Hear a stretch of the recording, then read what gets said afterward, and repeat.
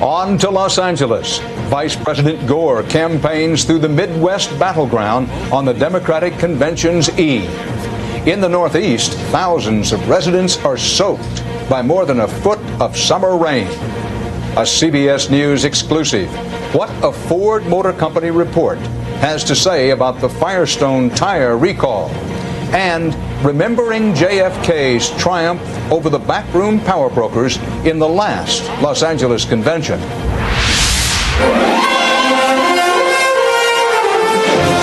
This is the CBS Evening News with Dan Rather reporting from the Democratic National Convention in Los Angeles. Good evening. Starting here tomorrow, it's the Democrats' turn to present their version of a tightly scripted convention television show. Al Gore says it will be long on specifics, including in-depth proposals on health care and other help targeted to mainstream middle-income Americans. Today's pre-convention script also had a big speaking role for running mate Senator Joseph Lieberman. CBS's John Roberts begins tonight's coverage of the road to Los Angeles. Al Gore continued his issue-a-day run-up to the convention today, playing to the only one that polls show he leads George Bush on, health care. There are millions of children today who are eligible for health care coverage under the current program, but they're not getting it because the barriers are so hard to get over. Outlining his plans to expand coverage to uninsured children, Gore never lit into his opponent.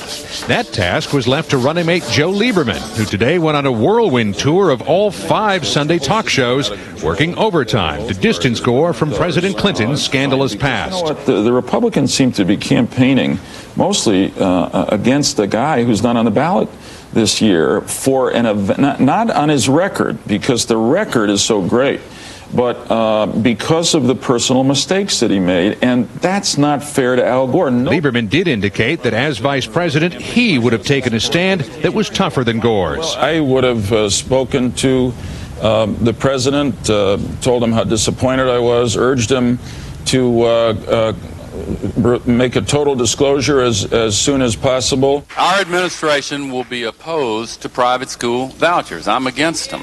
Lieberman stood firm on his support for school vouchers, in stark contrast to Gore. But he said any vice president ultimately cedes to the president's views.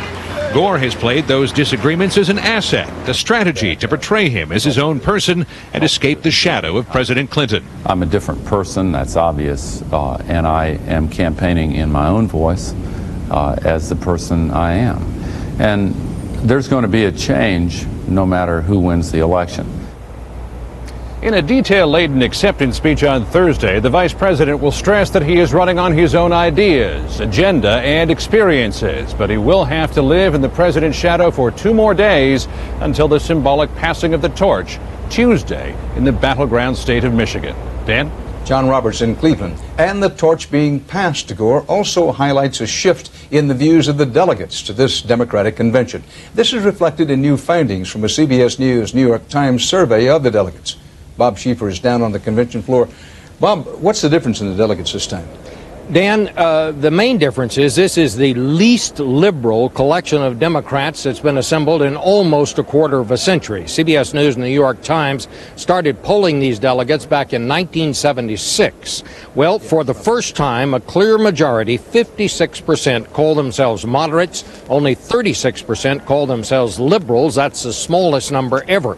But they do hold traditional views on many Democratic issues. 2/3 said they oppose privatizing Social Security, as does their candidate, Vice President Gore. On gun control issues, they overwhelmingly support gun safety locks, and most of them oppose the NRA. They feel strongly about affirmative action. 83% want to see programs that make special efforts to help minorities get ahead. Another point, Dan, while the Republicans brought a lot of minorities to their convention stage in Philadelphia, this convention is much more diverse. Fully 1/3 of the Democratic delegates are African American, Asian, or Hispanic, compared to only 14% of the Republican delegates in Philadelphia. There is one area where these 2 conventions are very much alike.